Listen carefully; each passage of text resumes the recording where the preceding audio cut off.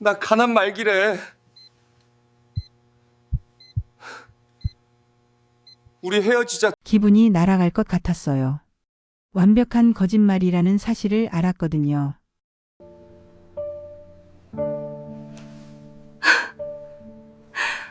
내가 끝까지 책임질게. 애써 슬픈 척 하느라 너무 힘들었어요. 서로를 속고 속이는 기가 막히는 사연 지금 시작합니다. 구독, 좋아요 누르면 복이 와요. 아, 귀여워.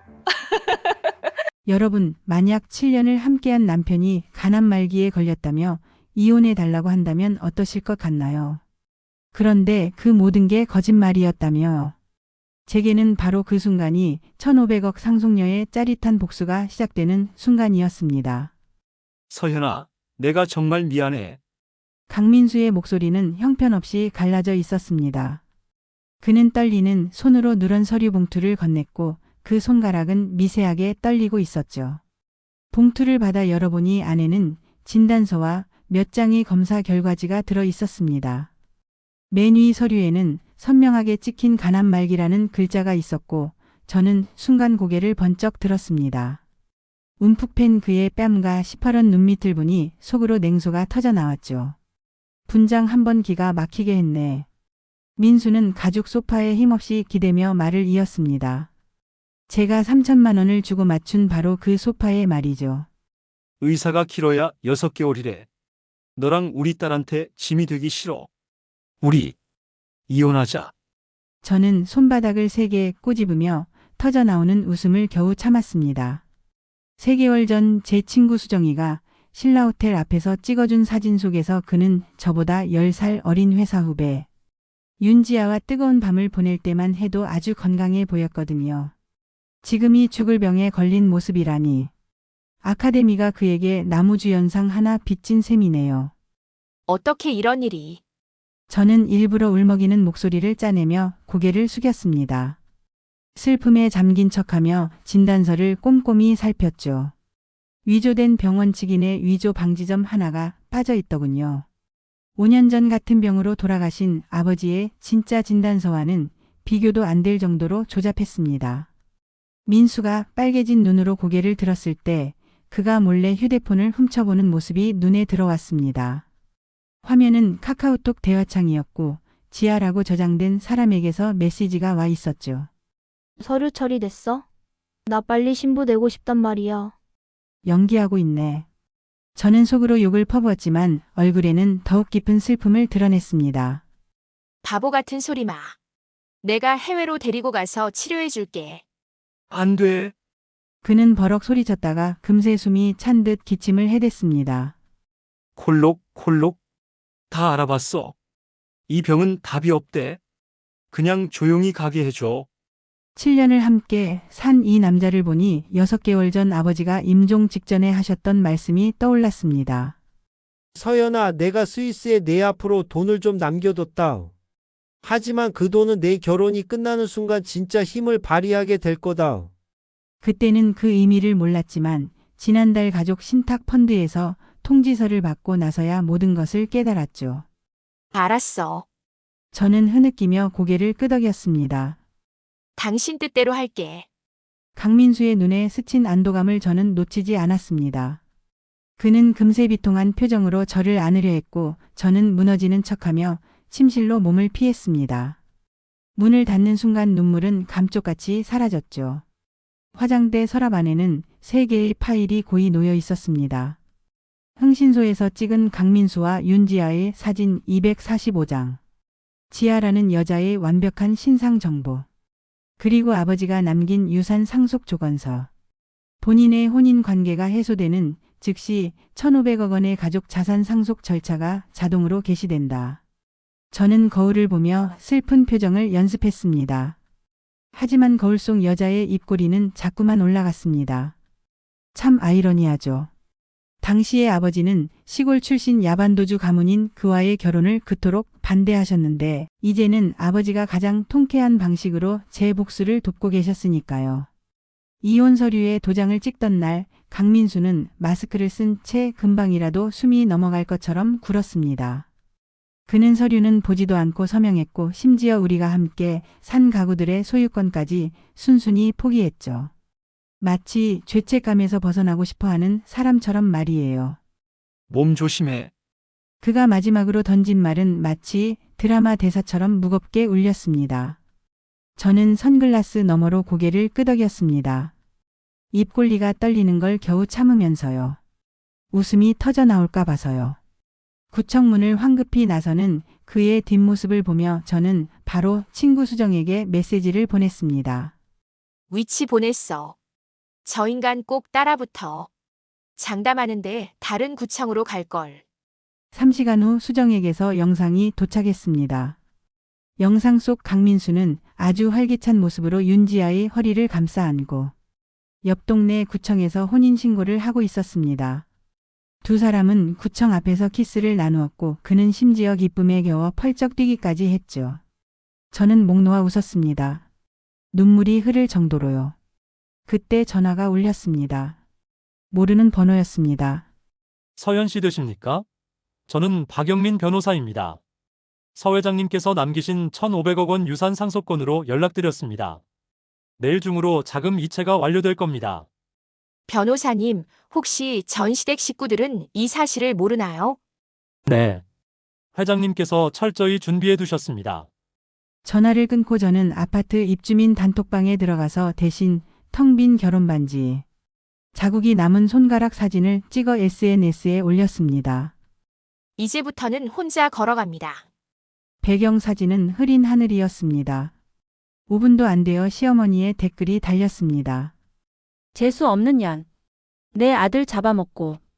그 아래로는 지인들의 동정 어린 혹은 구경하는 듯한 댓글들이 줄을 이었습니다. 저는 화면을 캡처해 저장하고는 부동산 앱을 켰습니다. 강남에 있는 70평짜리 펜트하우스를 둘러보기 시작했습니다. 내일 계약서에 사인하고 나면 강민수의 신혼생활을 직접 구경하러 가야겠네요. 박영민 변호사 사무실의 간판이 햇빛 아래 차갑게 빛났습니다. 저는 엘리베이터의 거울을 보며 옷깃을 정리했습니다. 거울에는 초췌한 얼굴이 비쳤습니다. 일부러 화장도 하지 않고 안약까지 써서 눈이 퉁퉁 부은 효과를 냈거든요. 서현님 이쪽으로 오시죠. 회색 정장을 입은 비서가 저를 회의실로 안내했습니다. 긴 테이블 끝에 서 있던 남자가 돌아섰습니다. 금태 안경 너머의 눈빛이 매처럼 날카로웠습니다. 저는 잠시 놀랐습니다. 아버지의 변호사가 이렇게 젊을 줄이야. 박영민 변호사입니다. 그는 제게 앉으라는 손짓을 했습니다. 목소리는 전화보다 훨씬 차분했습니다. 삼가 조의를 표합니다. 저는 하마터면 웃음을 터뜨릴 뻔했습니다. 뭘 조의한다는 걸까? 그 쓰레기 같던 결혼 생활을? 하지만 저는 그저 고개를 숙이고 미간을 찌푸리며 슬픔을 억누르는 척했습니다. 박영민 변호사가 서류 봉투를 하나 내밀었습니다. 봉투를 열자 전부 영어로 된 서류가 나왔습니다. 첫 페이지에 형광펜으로 표시된 숫자를 보고 저는 숨을 멈췄습니다. 서 회장님께서 설정하신 신탁 조건에 따라 서현님의 혼인 관계가 종료된 후 스위스 은행에 보관 중이던 1,500억 원의 자산이 자동으로 이전됩니다. 박영민 변호사의 목소리는 날씨 이야기를 하듯 평온했습니다. 해외 부동산 5곳, 상장기업 3곳의 경영권, 그리고 7개국에 분포된 고정 자산을 포함해서 말입니다. 저는 손가락이 떨리는 것을 느꼈습니다. 아버지가 유산을 남겼다는 건 알았지만 이 정도 규모일 줄은 상상도 못했습니다. 이미 예상하고 계셨습니다. 박영민 변호사가 안경을 고쳤으며 다른 파일을 꺼냈습니다. 생전에 강민수에 대한 전면적인 뒷조사를 마치셨죠. 그는 서랍을 열어 다른 파일을 꺼냈습니다. 이건 아마 흥미로우실 겁니다. 첫 페이지는 강민수와 윤지아가 호텔 프런트에서 껴안고 있는 사진이었습니다. 날짜는 우리의 결혼 6주년 기념일이었습니다. 그날을 생각하니 속이 쓰렸지만 이내 괜찮아졌습니다. 다 끝났으니까요. 윤지아, 24세. 강민수의 회사 후배입니다. 박영민 변호사의 목소리는 전문가답게 냉정했습니다. 두 사람은 최소 2년간 부적절한 관계를 유지해왔습니다. 흥미로운 점은 그가 다음 페이지를 넘겼습니다. 그녀는 동시에 3명의 유부남과 교제 중이었고 그중 한 명은 강민수의 직속 상사입니다. 사진 속 지아는 다른 대머리 남자와 키스를 하고 있었습니다. 저는 참지 못하고 웃음을 터뜨렸습니다. 민수도 이걸 알까요? 아마 모를 겁니다. 박영민 변호사의 입꼬리가 살짝 올라갔습니다. 우연히 발견하게 해드릴까요? 아니요, 아직은요. 저는 뒤에 첨부된 호텔 출입 기록을 넘겼습니다. 빽빽하게 30페이지는 좋게 되어 보였습니다. 걘 무슨 돈이 있어서 이렇게 호텔을 드나들죠? 공금 횡령입니다. 박영민 변호사가 또 다른 서류를 건넸습니다. 지난 1년 동안 강민수는 지위를 이용해 회사 자금 약 18억 원을 횡령하고 장부를 조작해 은폐했습니다. 증거는 충분합니다. 저는 주먹을 꽉 쥐었습니다. 아버지가 이 모든 걸 알고 계셨던 것이군요. 그런데 이 남자는 처음부터 끝까지 저를 속이고 있었습니다. 이 정도면 감옥에 보내기 충분하겠네요. 제가 말하자 박영민 변호사는 고개를 저었습니다. 회장님께서 특별히 당부하셨습니다. 1단계에서는 정보를 제공하되 따님의 결정에 개입하지 말라고요. 그는 잠시 말을 멈췄습니다. 따님께서 알아서 잘 처리하실 거라고 믿으셨습니다. 저는 갑자기 눈시울이 뜨거워졌습니다. 그 고집쟁이 늙은이가 죽어서 가지 이런 방식으로 저를 지켜주고 있었습니다. 자금은 언제 들어오나요? 내일입니다. 박영민 변호사가 시계를 보았습니다. 혹시 지금 시간 괜찮으시다면 회장님께서 여의도에 마련해 두신 사무실을 보여드릴 수 있습니다. 저는 자리에서 일어났습니다. 문득 떠오른 생각에 물었습니다. 민수네 집안은 정말 이 유산에 대해 아무것도 모르나요? 네. 직접 알리지 않는 한은요. 박영민 변호사가 오늘 처음으로 진심 어린 미소를 보였습니다. 회장님께서 3중 방화벽을 설정해 두셔서 그들이 알아낼 방법은 전혀 없습니다. 변호사 사무실을 나올 때 제 발걸음은 구름 위를 걷는 듯 가벼웠습니다. 1,500억이라는 숫자가 머릿속을 계속 맴돌았습니다. 제가 가장 먼저 할 일은 회사로 돌아가 짐을 싸는 것이었습니다. 버림받은 불쌍한 전처로서 말이죠. 강남의 고급 아파트 강남 팰리스의 관리소장이 허리를 굽신거리며 제 뒤를 따라왔습니다. 서 대표님, 이 68평 펜트하우스는 저희 단지 최고의 로열층입니다. 특별히 대표님을 위해. 저는 건성으로 그의 설명을 들으며 입주민 명단을 훑어보았습니다. 역시나 107동에 강민수, 윤지아라고 표시되어 있었습니다. 제가 107동에 사는 부부와 좀 안 좋은 인연이 있어서요. 저는 조용히 말했습니다. 관리실에서는 제 입주 정보를 발설하지 않으셨으면 합니다. 관리소장은 알겠다는 듯 고개를 끄덕였습니다. 대표님 걱정 마십시오. 입주민 프라이버시는 저희 최우선 원칙입니다. 저는 두툼한 봉투를 건넸습니다. 관리팀 분들 고생하시는데 수고비입니다. 집에 돌아오자마자 저는 입주민 단톡방에 메시지를 올렸습니다. 안녕하세요. 108동 새로 이사 온 서연이라고 합니다. 궁금한 게 있는데요. 예전에 전 남편과 공동 명의로 구매했던 주차 공간 관리비를 제가 계속 내고 있었는데 이혼한 지금도 저한테 독촉 문자가 오네요. 단톡방은 순식간에 난리가 났습니다. 몇 분 후 제 휴대폰이 미친 듯이 울렸습니다. 강민수였습니다. 저는 그가 열 몇 번이나 전화를 걸게 내버려둔 후에야 전화를 받았습니다. 여보세요? 정서현, 너 지금 무슨 짓이야? 내가 어떻게 강남 팰리스에 살아? 그리고 내가 언제 주차비를 안 냈다는 거야? 강민수의 목소리는 분노로 가득 차 있었습니다. 어머, 미안해요. 제가 단톡방을 잘못 올렸나 봐요. 근데 당신도 여기 살아요? 정말 우연이네요. 전화 너머 그의 거친 숨소리가 들려왔습니다. 저는 그가 지금쯤 얼굴이 새빨개졌을 거라고 상상했습니다. 너 무슨 돈으로 거기 집을 샀어? 이혼 전에 비자금이라도 숨겨놨던 거야? 푸아, 저는 웃음을 터뜨렸습니다. 잊었어. 우리 엄마가 남겨주신 목걸이 팔았잖아. 그것은 작년에 그가 지아에게 생일 선물로 줬던 것이었습니다. 저는 일부러 그걸 언급했습니다.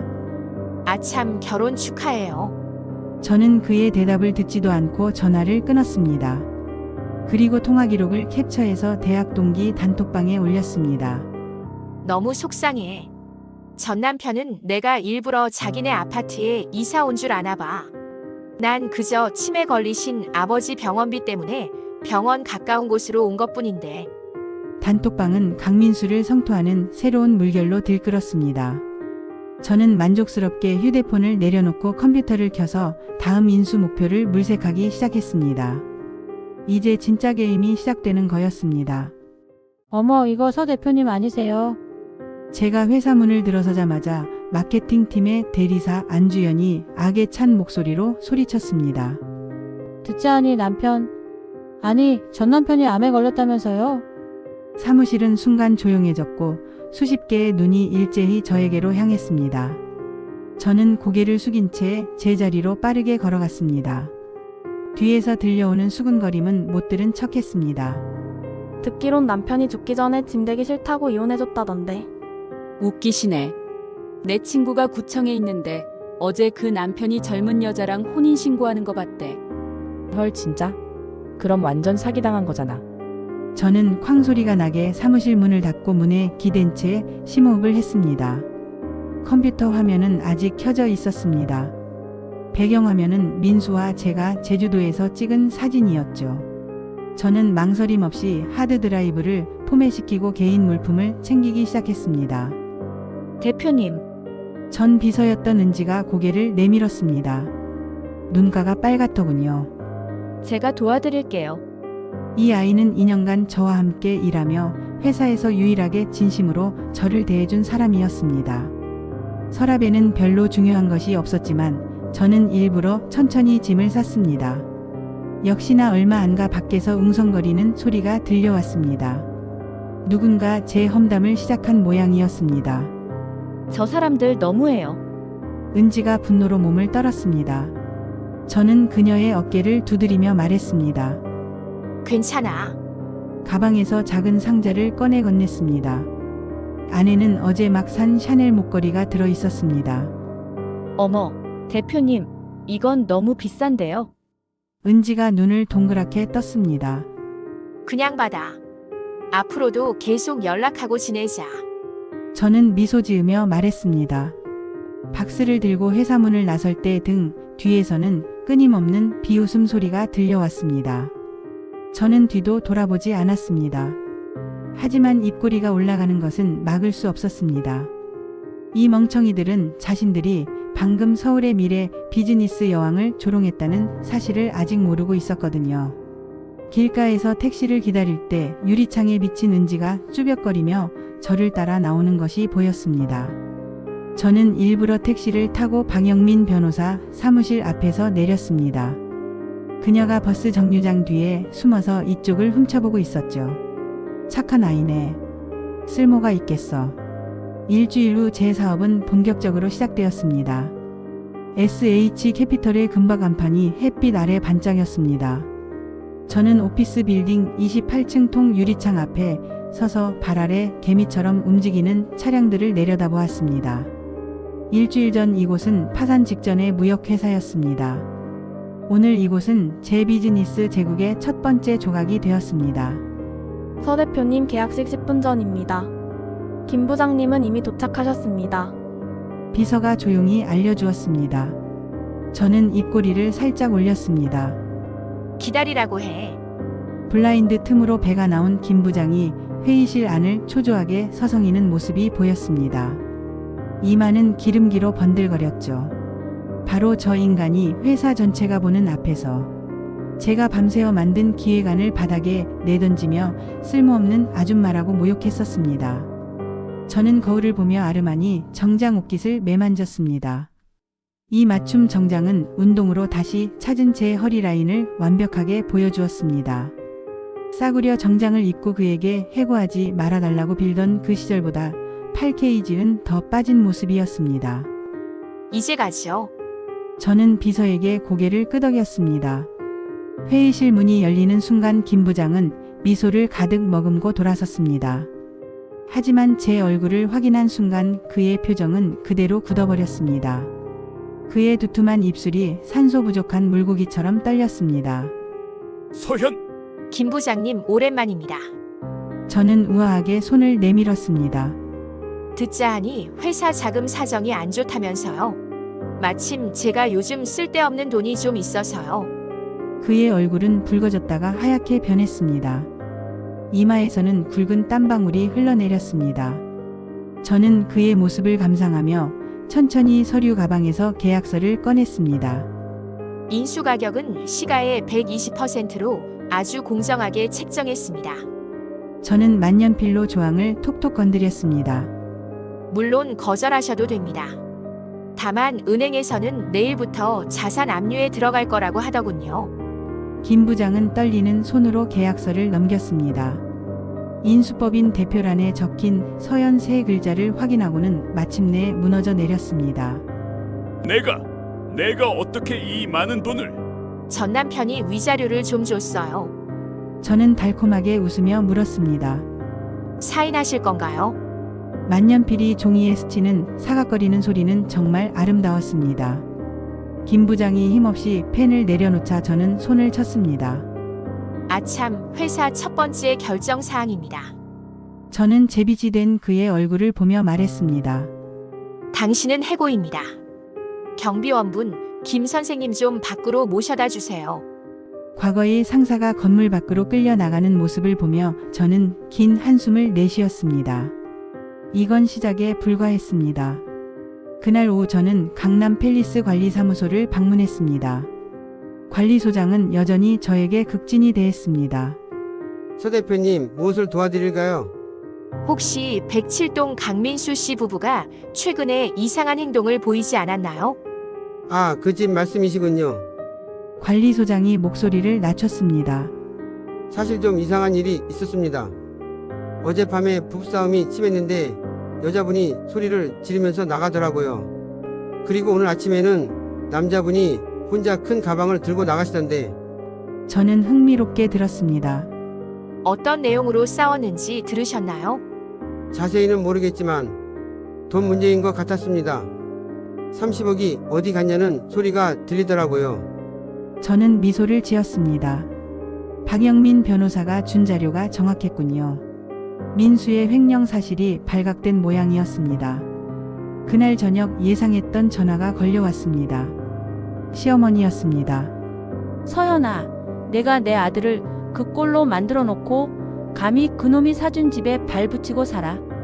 날카로운 목소리가 고막을 찔렀습니다.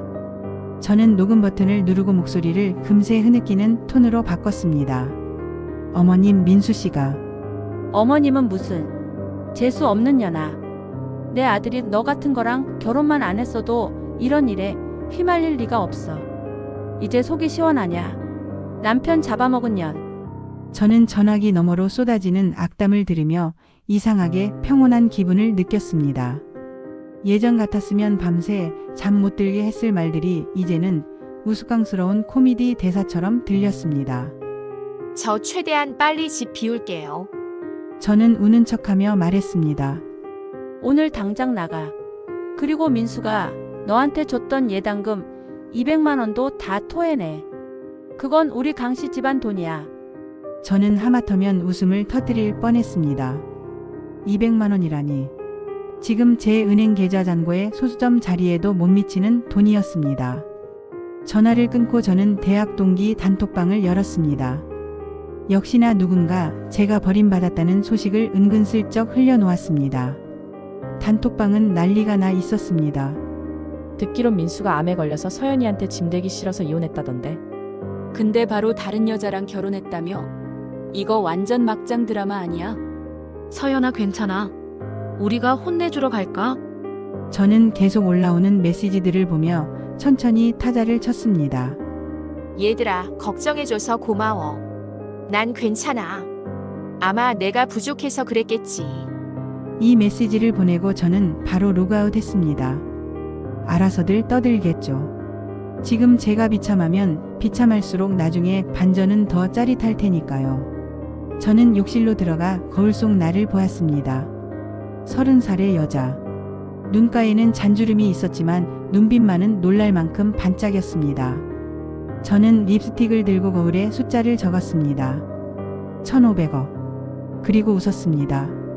마치 보물섬을 발견한 해적처럼. 내일 새로운 인생이 시작됩니다. 그때 휴대폰이 울렸습니다. 박영민 변호사가 보낸 메시지였습니다. 자금 이체 완료되었습니다.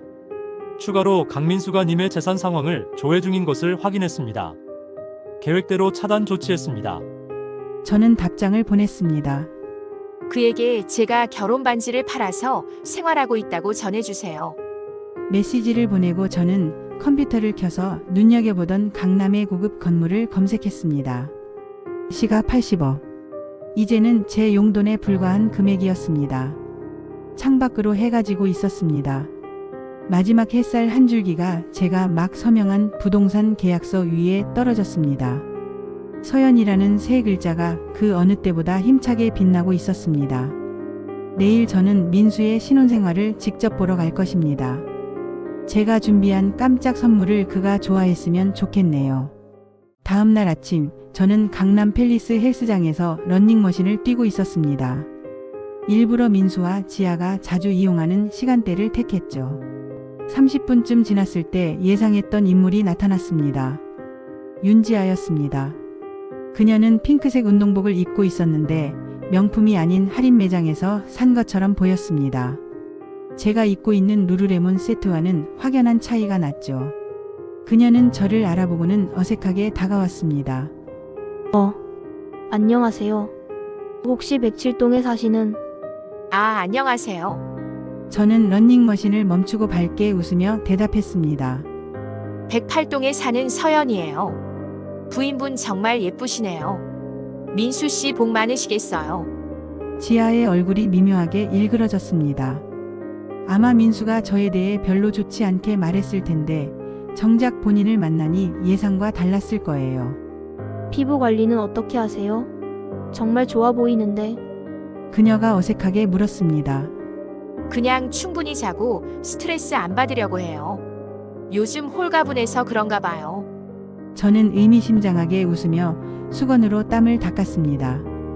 아참, 혹시 관리비 문제는 해결되셨어요? 어제 단톡방에 올린 것 때문에 민수 씨가 화났던 것 같던데. 지아의 표정이 더욱 어두워졌습니다. 네, 그냥 오해였어요. 다행이네요. 그럼 운동 잘하세요. 저는 자연스럽게 인사하고 헬스장을 나왔습니다. 복도에서 휴대폰을 꺼내 입주민 단톡방에 메시지를 올렸습니다. 방금 107동 부인분과 우연히 만났는데 정말 귀여우시더라고요. 저한테 피부 관리 비법도 물어보시던데 신혼이라 그런지 정말 행복해 보였어요. 이 메시지를 보내고 저는 컴퓨터에 설치된 모니터링 프로그램을 켰습니다. 민수는 분명 집에서 지아에게 왜 저와 말을 섞었냐고 따져 물을 것이었습니다. 역시나 일시간 후 그는 분노에 차서 집을 나섰습니다. 저는 와인 한 잔을 마시며 손자병법을 펼쳤습니다. 내일부터는 민수의 회사를 본격적으로 압박하기 시작할 것이었습니다. 박영민 변호사가 찾아왔을 때 저는 벽 가득 붙여놓은 비즈니스 분석 자료들을 보며 생각에 잠겨 있었습니다. 진행은 어떻습니까? 그가 서류 가방을 내려놓으며 벽에 붙은 태성건설의 회사 구조도를 훑어보았습니다. 생각보다 복잡하네요. 저는 관자놀이를 눌렀습니다. 태성건설은 겉으로는 건설업을 하지만 실제로는 유령회사 3곳을 통해 자금 세탁을 하고 있어요. 자금 흐름이 아주 교묘해요. 변호사가 가방에서 USB를 하나 꺼냈습니다. 최신 조사 결과입니다. 강민수의 공금 횡령액은 이전에 파악했던 18억이 아니라 실제로는 35억에 가깝습니다. 그의 상사도 공범이고요. 저는 USB를 꽂았습니다. 화면에 빽빽한 이체 기록이 나타났습니다. 그중 몇몇은 빨갛게 표시되어 있었는데 수치인은 명진개발이었습니다. 윤지아 아버지 회사입니다.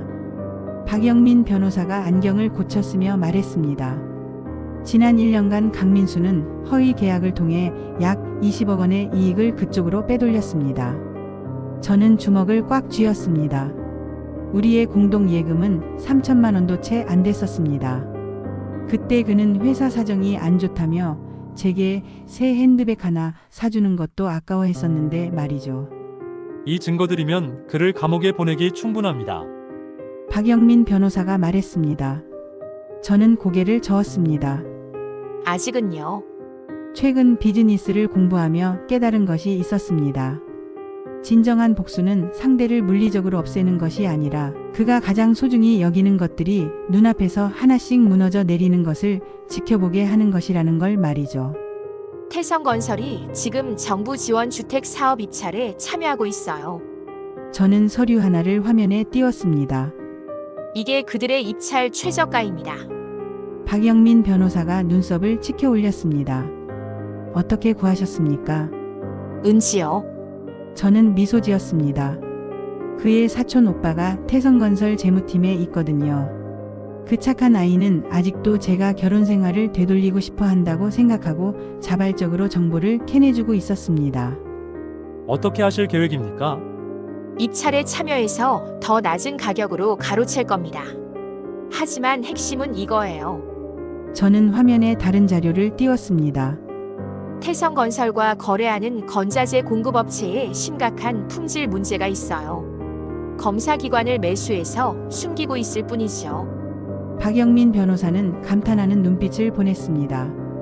제가 국토부 쪽 사람을 연결해 드릴까요? 아니요. 저는 컴퓨터를 닫았습니다. 내일 시청 건설교통국장님과 골프 약속이 잡혀 있습니다. 그가 살짝 눈을 크게 떴습니다. 언제 골프까지 배우셨습니까? 지난주에요. 저는 비즈니스 경영서적이 가득 꽂힌 책장으로 걸어갔습니다. 아버지가 그러셨죠.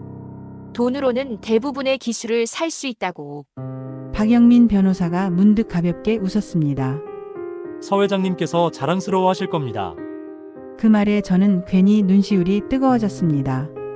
저는 그가 제 표정을 볼 수 없도록 창밖으로 고개를 돌렸습니다.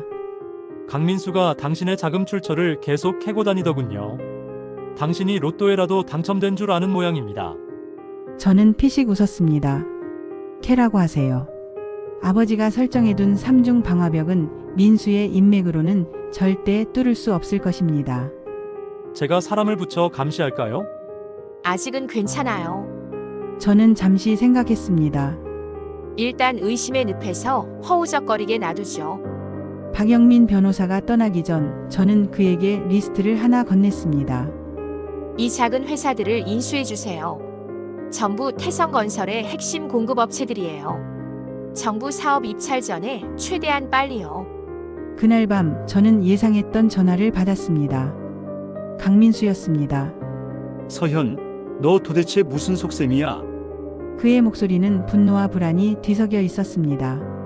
무슨 말씀이에요? 저는 순진하게 대답했습니다. 지아한테 왜 말을 걸어? 그리고 너 정말 그 돈으로 강남에 집 샀어?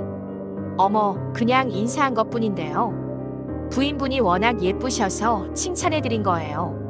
제가 일부러 밝은 목소리로 말하자 그는 더욱 화가 난 듯 했습니다. 너 나한테 숨기는 거 있지? 그 많은 돈이 어디서 났어? 말했잖아요. 엄마 유품 팔았다고. 저는 잠시 말을 멈췄다가 덧붙였습니다. 아참, 결혼 정말 축하드려요. 행복하세요. 그리고 전화를 끊었습니다. 다음 날 오후 예상치 못한 방문객이 있었습니다. 윤지아였습니다. 그녀는 명품 핸드백을 들고 있었지만 짝퉁임이 한눈에 보였습니다. 혹시 시간 있으세요? 그녀가 조심스럽게 물었습니다. 물론이죠. 커피 드실래요? 저는 그녀를 거실로 안내했습니다. 지아는 제 집 인테리어를 둘러보며 감탄사를 연발했습니다. 정말 멋져요. 혼자 사시기엔 너무 넓지 않나요? 그렇기도 해요. 하지만 앞으로 새 출발하는 의미로 좀 큰 곳에서 살고 싶었어요. 저는 커피를 따라주며 말했습니다. 민수 씨는 잘 지내세요? 지아의 표정이 순간 어두워졌습니다. 사실 그게 그녀가 망설이다가 입을 열었습니다. 요즘 민수가 너무 이상해요. 밤에 잠도 안 자고 누군가를 계속 찾아보고 있어요. 그리고요? 돈 문제로 자꾸 싸워요. 제가 카드를 좀 썼다고 난리를 치거든요. 저는 속으로 웃음을 참으며 동정어린 표를 지었습니다. 신혼인데 그러시면 안 되는데. 혹시 회사 일이 스트레스인가 봐요. 맞아요. 지아가 갑자기 목소리를 높였습니다. 요즘 회사에서 감사가 들어온다고 하더라고요. 그래서 그렇게 예민한가 봐요. 저는 찻잔을 입에 대며 중요한 정보를 얻었다는 사실을 숨겼습니다. 감사라. 생각보다 빨리 발각됐네요. 힘드시겠어요. 혹시 도움이 필요하시면 언제든 말씀하세요. 같은 동네 사는 사이인데요. 지아가 떠난 후 저는 박영민 변호사에게 전화를 걸었습니다. 태성건설에 감사가 들어간다고 하는데요. 네, 제가 국세청에 제보했습니다. 강민수의 횡령 증거가 명확하니까 곧 수사에 착수할 겁니다. 좋아요. 그럼 이제 입찰 준비를 본격적으로 시작하죠. 저는 창밖을 보며 말했습니다. 저 멀리 태성건설 사옥이 보였습니다. 곧 그 건물도 제 손안에 들어올 것이었습니다. 하지만 저는 아직 모르고 있었습니다. 이 게임에는 제가 예상하지 못한 플레이어가 숨어 있다는 것을 말이죠. 3일 후 은지가 다급한 목소리로 전화를 걸어왔습니다. 사장님, 큰일 났어요. 민수 오빠가 저희 사촌 오빠를 찾아갔어요. 저는 커피잔을 내려놓았습니다. 무슨 일이야? 회사에 스파이가 있다고 하면서 사촌 오빠를 닥달하고 있대요. 그리고 은지의 목소리가 떨렸습니다. 사장님 정체를 캐고 다니고 있어요. 그 많은 돈이 어디서 나왔는지 알아내겠다고. 저는 미간을 찌푸렸습니다. 생각보다 민수의 움직임이 빨랐네요. 사촌 오빠는 괜찮아. 지금은 아무것도 모른다고 버티고 있는데 민수 오빠가 계속 압박하고 있어요. 그리고 어제는 이상한 사람이 저희 집 주변을 맴돌더라고요. 저는 즉시 박영민 변호사에게 전화를 걸었습니다. 강민수가 움직이고 있습니다. 은진애를 감시하고 있어요. 예상했던 일입니다. 박영민 변호사의 목소리는 차분했습니다. 이미 경호 인력을 배치했습니다. 그보다 더 중요한 소식이 있어요. 뭔데요? 강민수가 어젯밤 누군가와 만났습니다. 아주 중요한 인물과 말이죠. 그날 오후 박영민 변호사가 가져온 사진을 보고 저는 깜짝 놀랐습니다. 민수가 만난 상대는 정치인이었습니다. 현직 국회의원 이성우였죠. 이 사람이 누구죠? 국토교통위원회 소속 의원입니다. 그리고 박영민 변호사가 말을 멈췄습니다. 태성건설이 노리는 정부 사업의 최종 승인권자이기도 해요.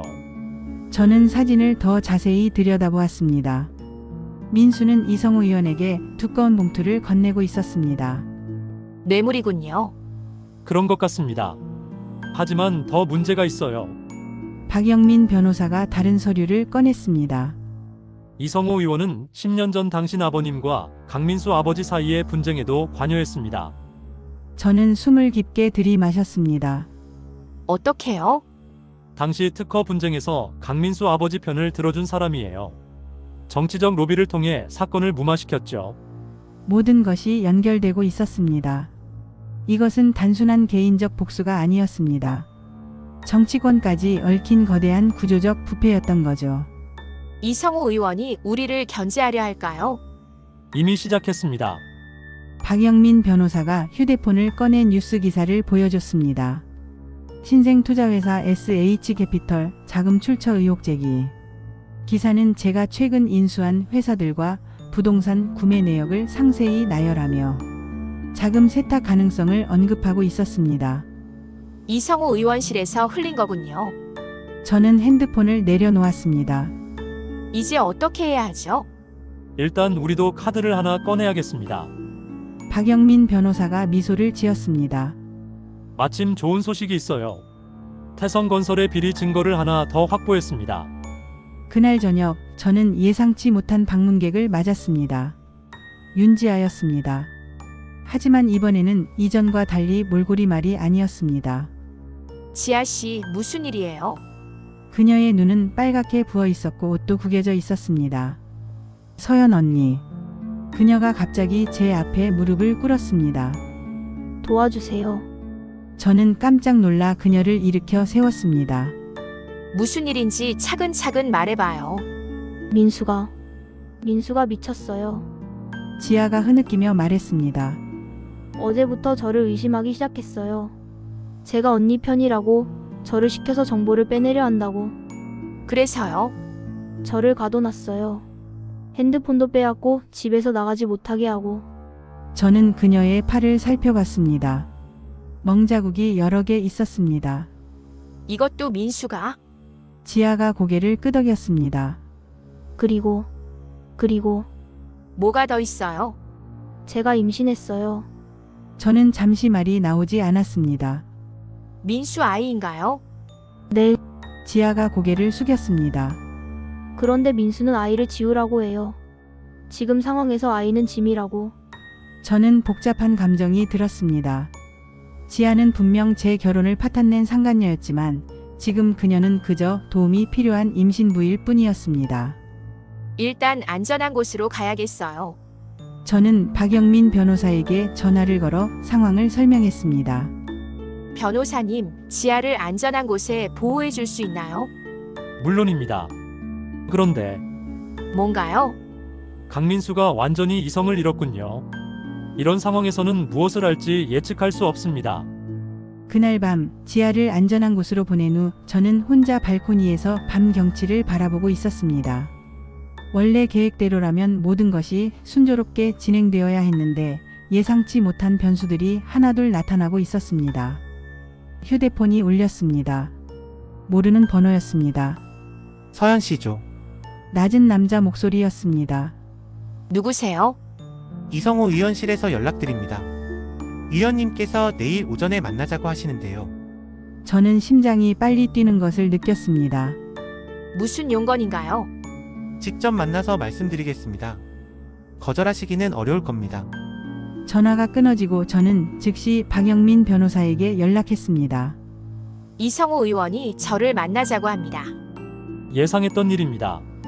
하지만 혼자 가시면 안 됩니다. 함정일까요? 아마 협상을 제안할 겁니다. 당신이 손을 떼는 조건으로 뭔가를 제시할 거예요. 저는 창밖을 바라보며 생각했습니다.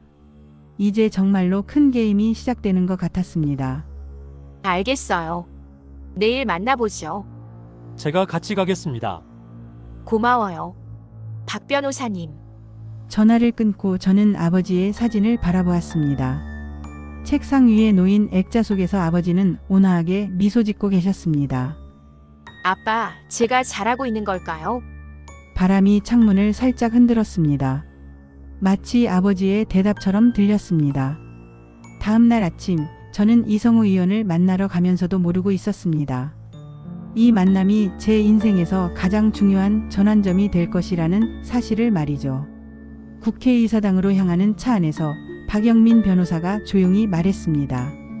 무슨 일이 있어도 당신의 안전이 최우선입니다. 위험하다고 판단되면 즉시 자리를 뜨세요. 저는 고개를 끄덕였습니다. 하지만 속으로는 다짐하고 있었습니다. 이번만큼은 물러서지 않겠어. 아버지의 원수를 갚기 위해서라도, 그리고 지금까지 제가 걸어온 길을 헛되이 하지 않기 위해서라도 말이죠. 국회의사당 별관 3층 이성호 의원실은 생각보다 화려했습니다. 값비싼 골동품들과 정치인들과의 기념사진이 벽면을 가득 채우고 있었죠. 저는 박영민 변호사와 함께 가죽 소파에 앉아 의원이 나타나기를 기다렸습니다. 10분 후 문이 열리며 50대 중반의 남자가 들어왔습니다. 이성호 의원이었죠. TV에서 본 것보다 실제로는 훨씬 위압적이었습니다. 그는 저희를 한번 훑어본 후 책상 델매에 앉았습니다. 서현 씨, 직접 만나니 반갑습니다. 그의 목소리는 정치인답게 부드러웠지만 눈빛은 차갑더군요. 의원님께서 저를 부르신 이유가 궁금합니다. 저는 곧바로 본론을 꺼냈습니다.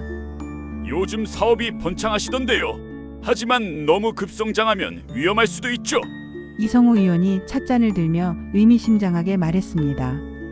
그의 비서가 저희 앞에도 차를 따라주었는데 저는 손을 대지 않았습니다. SH캐피털의 자금 출처에 대해 언론에서 의혹을 제기하더군요. 혹시 해명할 생각은 없으신지요? 합법적인 상속 재산입니다. 박영민 변호사가 대신 대답했습니다. 모든 서류는 완벽하게 준비되어 있고요. 물론 서류상으로는 그렇겠죠.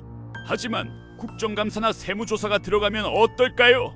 아무리 완벽한 서류라도 의심스러운 구석이 하나쯤은 나오기 마련인데. 이성우 의원의 협박은 노골적이었습니다. 저는 그가 무엇을 원하는지 대충 짐작할 수 있었어요. 의원님께서 원하시는 것이 무엇인가요? 간단합니다. 태성건설과의 경쟁에서 손을 떼세요.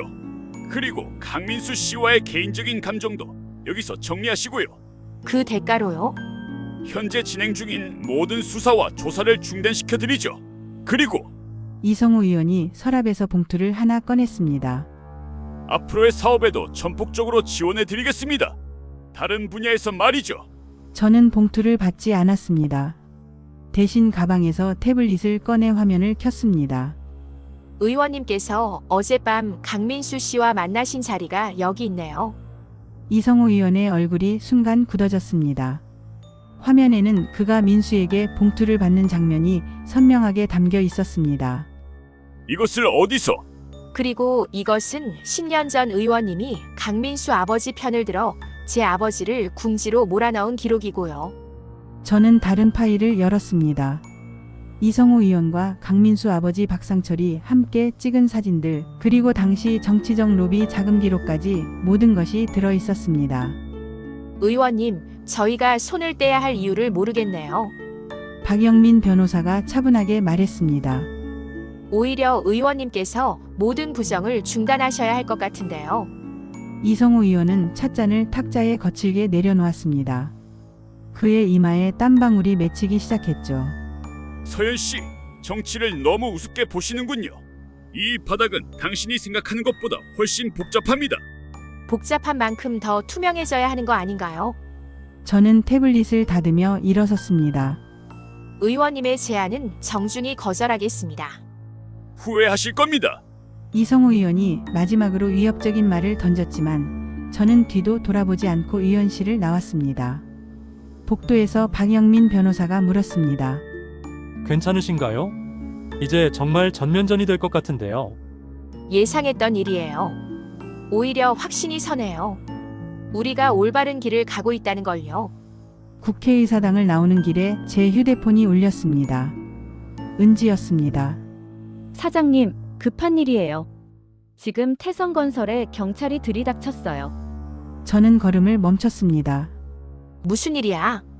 횡령 혐의로 압수수색 영장이 나왔대요. 그리고 강민수 오빠도 참고인으로 연행됐어요.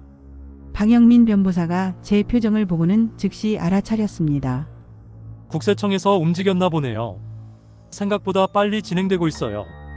저는 복잡한 심정이었습니다. 계획대로 진행되고는 있지만 왠지 모를 불안감이 엄습했거든요. 집으로 돌아가죠. 앞으로 며칠은 조용히 지내는 게 좋겠어요. 그날 저녁 집에 돌아와 뉴스를 켜니 태성건설 압수수색 소식이 톱뉴스로 나오고 있었습니다. 기자는 회사의 대규모 횡령 의혹과 정치인 로비 의혹까지 보도하고 있었죠. 태성건설 강민수 대리 35억 원 횡령 혐의로 구속영장 신청. 화면에 나온 민수의 모습은 처참했습니다. 수갑을 찬 채 고개를 숙이고 경찰서로 들어가는 그의 뒷모습을 보니 묘한 감정이 들었어요. 분명 제가 원했던 결과인데 왜 이렇게 허전할까요? 휴대폰이 울렸습니다. 모르는 번호였는데 받아보니 지아였습니다. 언니, 뉴스 봤어요? 그녀의 목소리는 완전히 망가져 있었습니다. 지아야, 괜찮아. 민수가 저한테 그런 사람이었을 줄 몰랐어요. 그동안 회사 돈을 훔쳐서 저한테 선물을 사줬던 거였네요.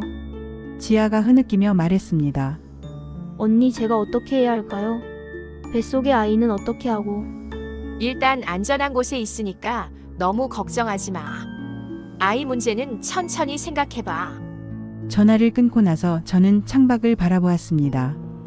강남의 야경이 화려하게 펼쳐져 있었지만 마음 한구석은 공허했습니다. 다음 날 아침 예상치 못한 소식이 들려왔습니다. 박영민 변호사가 급히 달려와 알려준 내용이었죠. 강민수가 구치소에서 자살 시도를 했습니다. 저는 커피잔을 떨어뜨릴 뻔했습니다. 지금 어떤 상태예요? 다행히 미수에 그쳤습니다. 하지만 상태가 좋지 않아요. 그리고 박영민 변호사가 말을 멈췄습니다. 유서를 남겼는데 거기에 당신 이름이 언급되어 있습니다. 뭐라고 했는데요? 자신이 저지른 모든 죄에 대해 서연에게 사과한다는 내용이었습니다. 그리고 처음에는 아버지의 명령이었지만 나중에는 진심으로 사랑했다고. 저는 깊은 한숨을 쉬었습니다. 왜 이렇게 복잡하게 얽혀야 하는 걸까요? 면회는 가능한가요? 가족이 아니면 어렵습니다. 하지만 박영민 변호사가 잠시 생각하다가 말했습니다. 지아 씨가 면회를 신청한다면 가능할 것 같아요. 그날 오후 저는 지아와 함께 구치소를 찾았습니다. 지아는 임신 때문인지 얼굴이 많이 부어 있었고 저는 모자와 선글라스로 얼굴을 가렸습니다. 면회실에서 만난 민수는 완전히 다른 사람이 되어 있었습니다. 살은 빠졌고 눈빛은 초점을 잃고 있었죠. 지아를 보자 그가 유리창에 손을 댔습니다. 지아야, 미안해. 정말 미안해. 지아는 울음을 터뜨렸습니다. 저는 옆에서 그 광경을 조용히 지켜보고 있었어요. 민수야, 왜 그랬어? 왜 나한테 거짓말을 했어? 나도 모르겠어. 처음에는 아버지 명령이었는데 나중에는 진짜로 너를 사랑하게 됐어. 하지만 이미 너무 많은 거짓말을 했고. 민수가 고개를 돌려 저를 보았습니다. 서현아, 저는 전화기를 들었습니다. 왜 그랬어, 민수야? 미안해. 정말 미안해. 처음에는 복수였지만 나중에는 진심이었어. 너를 정말 사랑했어. 그의 목소리는 간절했습니다. 지금 와서 그런 말을 하면 뭐해? 내가 죽어서라도 속죄할게. 그러니까 지아랑 아이는 제발 잘 챙겨줘. 면회를 마치고 나오는 길에 지아가 물었습니다. 언니는 민수를 용서할 수 있어요? 저는 한참을 생각했습니다. 모르겠어. 아직은 너무 아파. 그럼 복수는 계속하실 거예요? 저는 대답하지 않았습니다. 솔직히 저도 확신이 서지 않았거든요. 그날 밤 저는 아버지의 영정 앞에 앉아 있었습니다. 아빠, 제가 뭘 하고 있는 건지 모르겠어요. 복수라는 게 정말 의미가 있는 걸까요? 바람이 창문을 흔들었습니다. 마치 아버지가 대답하는 것 같았어요. 휴대폰에 메시지가 왔습니다. 박영민 변호사였습니다. 이성호 의원이 사퇴 발표를 했습니다. 그리고 태성건설은 부도 직전입니다. 계획대로 인수하시겠습니까? 저는 메시지를 보며 오랫동안 생각했습니다. 이제 모든 것이 제 손 안에 있었습니다. 민수도 태성건설도 그리고 제게 해를 끼쳤던 모든 사람들도 말이죠. 하지만 왜 이렇게 허전할까요? 복수가 완성되어 가는데 말이에요. 창밖으로 보이는 강남의 불빛들이 흐릿하게 번져 보였습니다. 어느새 제 뺨에 눈물이 흐르고 있었거든요. 다음 날 아침 저를 깨운 것은 현관문을 두드리는 소리였습니다. 시계를 보니 새벽 6시였어요. 누가 이런 시간에 찾아올까 싶어 인터폰 화면을 확인했는데 예상치 못한 인물이 서 있었습니다. 강민수의 어머니, 즉 제 전 시어머니였습니다. 그녀는 평소와 달리 초췌한 모습이었어요. 화장도 하지 않았고 옷도 구겨져 있었죠. 저는 잠시 망설였지만 결국 문을 열어주었습니다. 어머님. 서연아. 시어머니가 제 앞에서 갑자기 무릎을 꿇었습니다. 저는 깜짝 놀라 그녀를 일으켜 세우려 했지만 그녀는 완강히 거부했어요.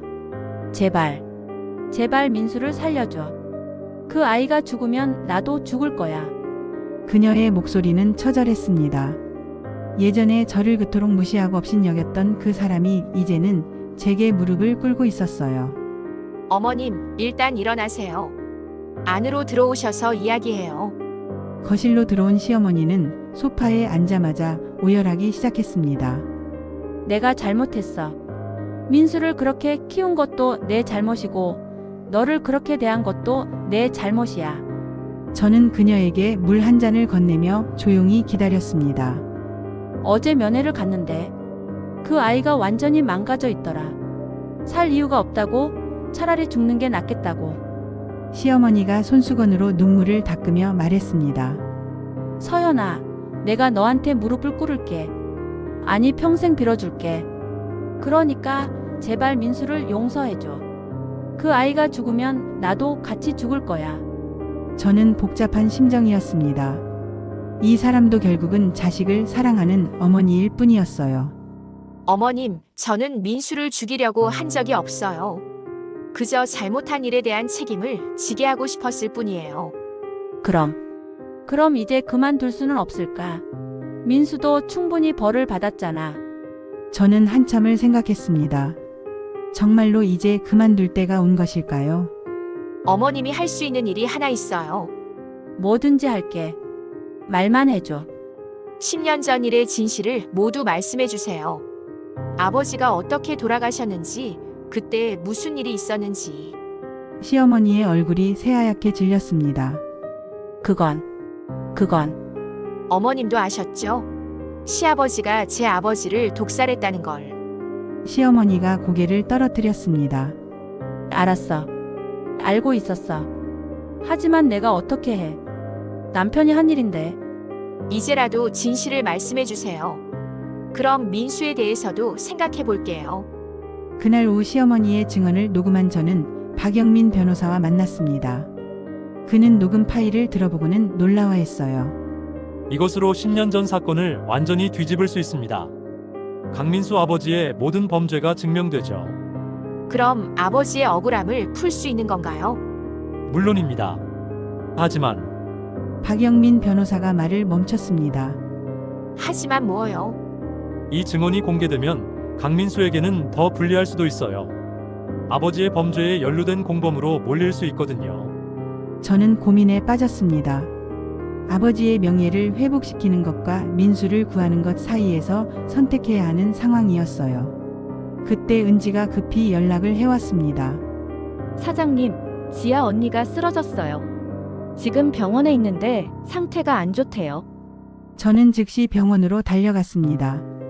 지아는 응급실에서 수액을 맞고 있었고 의사는 심한 스트레스로 인한 절박유산 위험이 있다고 했어요. 언니, 지아가 저를 보고 약하게 미소 지었습니다. 괜찮아. 아이가 위험하대요. 지아의 눈에서 눈물이 흘렀습니다. 민수는 아이를 지우라고 했지만 저는 이 아이를 지키고 싶어요. 이 아이만이 제가 살아갈 이유거든요. 저는 그녀의 손을 잡아주었습니다. 괜찮아. 내가 도와줄게. 정말요? 제가 언니한테 그렇게 못된 짓을 했는데. 과거는 과거야. 지금은 아이가 중요해. 그날 밤 저는 혼자 사무실에 남아 있었습니다. 책상 위에는 태성건설 인수 계약서가 놓여 있었어요. 사인만 하면 모든 것이 끝나는 거였죠. 박영민 변호사가 들어왔습니다. 아직 결정 못하셨군요. 너무 복잡해요. 복수를 완성하는 것과 용서하는 것 사이에서. 어떤 선택을 하든 저는 지지하겠습니다. 박영민 변호사가 제 옆에 앉았습니다. 하지만 한 가지는 확실해요. 당신은 이미 충분히 강해졌습니다. 아버지도 자랑스러워하실 거예요. 정말 그럴까요? 물론입니다. 그때 제 휴대폰이 울렸습니다. 구치소에서 걸려온 전화였어요. 강민수 씨가 당신과 통화를 원한다고 합니다. 저는 잠시 망설였지만 전화를 받았습니다. 서현아, 민수의 목소리는 많이 약해져 있었어요. 뭐가 하고 싶은 말이 있어? 고마워. 뭐가 고마워? 지아를 돌봐줘서. 그리고 우리 어머니한테도 기회를 줘서. 민수가 잠시 말을 멈췄습니다. 나는 정말 너를 사랑했어. 비록 처음은 거짓이었지만 나중에는 진심이었어. 그걸 믿어줘. 알아. 저는 간단히 대답했습니다. 서현아, 마지막으로 부탁이 하나 있어. 뭔데? 태성건설을 인수하지 마. 그리고 더 이상 복수하지 마. 왜? 너까지 망가지는 걸 보고 싶지 않아. 이제 그만하고 행복하게 살아. 전화가 끊어지고 저는 한참을 가만히 앉아 있었습니다. 박영민 변호사가 조용히 물었습니다. 결정하셨나요? 저는 책상 위에 계약서를 집어들었습니다. 그리고 천천히 찢어버렸어요. 태성건설 인수는 취소해요. 대신 회사를 정상화할 수 있도록 도와주세요. 정말 괜찮으시겠어요? 네. 이제 정말 끝내고 싶어요. 다음 날 저는 기자회견을 열었습니다. 강민수와의 개인적인 분쟁을 마무리한다는 내용이었어요. 저는 개인적인 감정으로 시작된 이 모든 일들을 이제 끝내고자 합니다. 강민수 씨는 법정에서 정당한 판결을 받을 것이고 저는 더 이상 개인적인 복수를 추구하지 않겠습니다. 기자들이 질문을 쏟아냈지만 저는 준비된 멘트만 읽고 자리를 떴어요. 기자회견을 마치고 나오는 길에 박영민 변호사가 물었습니다. 후회는 없으시겠어요? 아니요. 오히려 홀가분해요. 그럼 이제 뭘 하실 건가요? 저는 하늘을 올려다보았습니다. 구름 사이로 햇빛이 쏟아지고 있었어요. 새로운 시작을 할 거예요. 이번에는 증오가 아닌 사랑으로. 그날 오후 저는 아버지의 묘소를 찾았습니다. 묘비 앞에 꽃을 놓고 조용히 말했어요. 아빠, 이제 정말 끝났어요. 복수도 증오도 모두 여기서 끝내요. 바람이 불어 나뭇잎들이 흔들렸습니다. 마치 아버지가 고개를 끄덕이는 것 같았어요. 이제는 행복하게 살게요. 아빠가 원하셨던 대로. 묘소를 떠나는 길에 제 휴대폰이 울렸습니다. 은지였어요. 사장님, 지아 언니가 깨어났어요. 아기도 괜찮대요. 저는 미소를 지었습니다. 새로운 생명이 태어날 준비를 하고 있다니 정말 다행이었어요. 알았어. 금방 갈게. 병원으로 향하는 길에 저는 생각했습니다. 복수는 끝났지만 진짜 인생은 이제부터 시작이라는 것을요. 1년 후 서연 언니 정말 고마워요. 지아가 갓 태어난 아기를 안고 있었습니다. 작고 예쁜 여자아이였어요.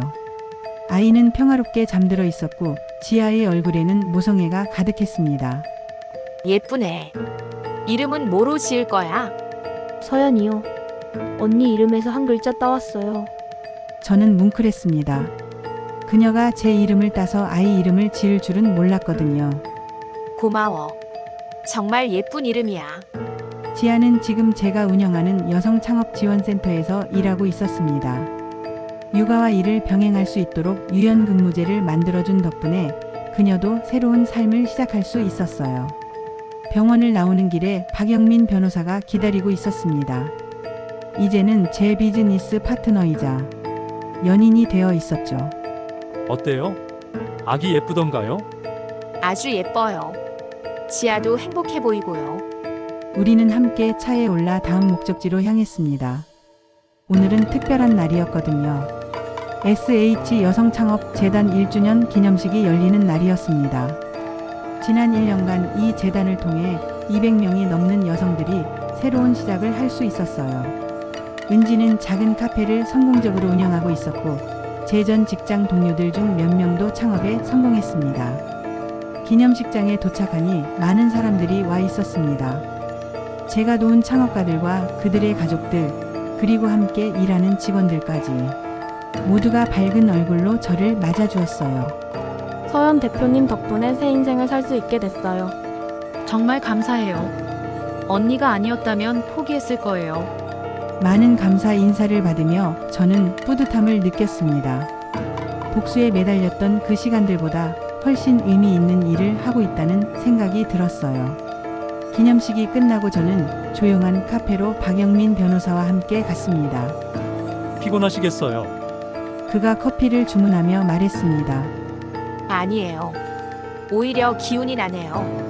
그런데 오늘 특별한 소식이 하나 더 있어요. 박영민 변호사가 서류 봉투를 꺼냈습니다. 강민수 씨가 가석방됐습니다. 저는 커피잔을 들다가 멈췄습니다. 언제요? 어제요. 모범수로 지내서 형기가 단축됐습니다. 어디 있어요? 작은 마을로 내려갔다고 합니다. 어머니와 함께 조용히 지내고 있대요. 저는 복잡한 심정이었습니다. 미움도 사랑도 아닌 묘한 감정이었어요. 연락 왔어요. 편지가 하나 왔습니다. 박영민 변호사가 편지 봉투를 건넸습니다. 익숙한 필체였어요. 편지를 열어보니 짧은 내용이 적혀 있었습니다. 서현아, 정말 고마웠어. 너 덕분에 진짜 반성할 수 있었고 새로운 사람이 될 수 있었어. 행복하게 살아. 그리고 정말 미안했어. 민수. 편지를 다 읽고 저는 조용히 접어서 가방에 넣었습니다. 답장하실 건가요? 아니요. 이제 정말 끝이에요. 그날 저녁 저는 아버지의 묘소를 다시 찾았습니다. 1년 전과 달리 이번에는 밝은 마음으로 갔어요. 아빠, 1년이 지났어요. 제가 많이 변했죠? 묘비 앞에 새 꽃을 놓으며 말했습니다. 이제는 복수 대신 사랑을 선택했어요. 미움 대신 용서를 선택했고요. 바람이 살짝 불어왔습니다. 그리고 아빠, 저 결혼할 것 같아요. 방영민 변호사가 저 뒤에서 웃고 있었습니다. 영민 씨는 정말 좋은 사람이에요. 아빠도 좋아하셨을 거예요. 해가 지기 시작했습니다. 성향이 묘지를 따뜻하게 물들였어요. 이제 진짜 새로운 시작이에요. 아빠, 지켜봐 주세요. 묘소를 떠나는 길에 박영민 변호사가 제 손을 잡았습니다. 후회는 없으시죠? 전혀요. 오히려 이렇게 된 걸 다행으로 생각해요. 왜요? 복수에만 매달렸다면 지금의 행복은 없었을 테니까요. 우리는 손을 잡고 석양속을 걸었습니다. 길 위에 우리의 그림자가 길게 늘어져 있었어요. 몇 달 후 저는 작은 결혼식을 올렸습니다. 가족과 친구들만 초대한 소박한 시기였어요. 지아도 아기와 함께 참석했고 은지도 직접 만든 케이크를 가져왔습니다. 결혼식 중간에 예상치 못한 꽃다발이 배달되었습니다. 카드에는 이렇게 적혀 있었어요. 행복하세요. 정말 축하드려요. 민수 올림. 저는 카드를 보고 미소 지었습니다. 이제는 정말로 모든 것이 정리된 것 같았어요. 신혼여행은 스위스로 갔습니다. 아버지가 제게 유산을 남겨두었던 그곳이었죠. 아름다운 알프스 산맥을 바라보며 저는 생각했습니다. 복수는 상대를 파괴하는 것이 아니라 자신을 더 강하게 만드는 것이라고. 그리고 진정한 승리는 미움을 극복하고 사랑을 선택하는 것이라고. 호텔 발코니에서 산맥을 바라보는데 박영민. 아니, 이제는 제 남편이 뒤에서 저를 안아주었습니다. 무슨 생각해요? 그냥 행복하다는 생각이요. 저도요. 우리는 그렇게 서로를 안고 아름다운 풍경을 바라보았습니다. 그때 제 휴대폰에 메시지가 왔습니다. 지아였어요. 언니, 서연이가 첫 발걸음을 뗐어요. 영상 보내드릴게요. 저는 웃으며 영상을 확인했습니다. 작은 서연이가 아장아장 걸어가는 모습이 너무나 사랑스러웠어요. 새로운 생명들이 자라고 있었고 상처받은 사람들이 치유되고 있었고 무엇보다 저 자신이 가장 행복했습니다. 창밖으로 보이는 알프스 산맥이 석양에 물들어 황금빛으로 빛나고 있었습니다. 마치 새로운 시작을 축복해주는 것 같았어요. 자기야, 우리도 아이 가져볼까요? 남편이 조용히 말했습니다. 좋아요. 사랑으로 키울 수 있는 아이라면. 그날 밤 저는 꿈을 꾸었습니다. 아버지가 나타나서 제게 말씀하시는 꿈이었어요. 잘했다, 서연아. 이제 정말 행복하게 살아라. 꿈에서 깨어난 저는 미소를 지었습니다. 창밖에는 새벽이 밝아오고 있었고 새로운 하루가 시작되고 있었어요. 복수의 여정은 끝났지만 사랑의 여정은 이제 막 시작이었습니다. 몇 년 후 서연은 두 아이의 엄마가 되어 있었고 여성창업재단은 전국으로 확대되었다. 강민수는 작은 마을에서 농사를 지으며 조용히 살고 있었고 윤지아는 성공한 사업가로 성장해 있었다. 그리고 모든 사람들이 각자의 자리에서 행복을 찾아가고 있었다. 복수는 끝이 있지만 사랑과 용서는 영원하다는 것을 모든 이들이 깨달은 채로